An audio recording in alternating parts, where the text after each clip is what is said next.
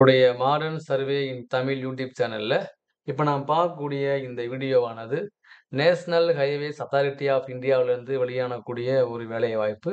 இது முழுக்க முழுக்க பார்த்தீங்கன்னா, ஒரு பெர்மனன்ட் வேலைவாய்ப்பு. டெம்பரவரி பேசிக் கிடையாது. இது பார்த்தீங்கன்னா, டெப்டி மேனேஜர் சிவில்ல வந்து கேட்குறாங்க. டெக்னிக்கல் லெவல்ல. ஸோ நம்முடைய லெவல் 10த் பே மேட்ரிக் 7த்ல கேட்குறாங்க. ஸோ மொத்தம் 60 போஸ்ட் இருக்கு.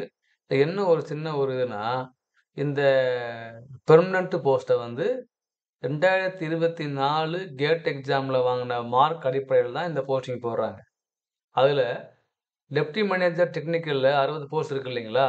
அந்த 60 போஸ்ட்ல அன்ரிசர்வ்டுக்கு 26 போஸ்ட்டும், எஸ்சிக்கு 9 போஸ்ட்டும், எஸ்டிக்கு 4 போஸ்ட்டும், ஓபிசிக்கு 13 போஸ்ட்டும், இடபிள்யூஎஸ்க்கு 8 போஸ்ட்டும் மொத்தம் 60 போஸ்ட் இருக்கு. இதுல 6 போஸ்ட் பார்த்தீங்கன்னா, நம்மளுடைய பிடபிள்யூ, பிடி அவங்களுக்கு வந்து ஒதுக்குறாங்க. இதுக்கு என்ன படிக்கணும் அப்புட்ன்னா, 30 வயசுக்கு மிகாமல் இருக்கணும். பிஇல நம்ம வந்து சி முடிச்சிருக்கணும். சிவில் முடிச்சவங்க மட்டும் தான் விண்ணப்பிக்க முடியும். இது வந்து டைரக்ட் ரெக்ரூட்மெண்ட் வந்து பண்றனால, கேட்டுடைய ஸ்கோர வச்சு தான் அவங்க போஸ்டிங் போடுறாங்க. பெரும்பாலும் இந்த மாரி கேட் எக்ஸாம் ஸ்கோர் இருந்தா, எக்ஸாம் வைக்க மாட்டாங்க. டைரக்ட்டா தான் போஸ்டிங் இன்டர்வியூ வச்சு மட்டும் போஸ்டிங் போடுவாங்க. ஸோ இதுதான் என்னுடைய டீட்டெயிலு.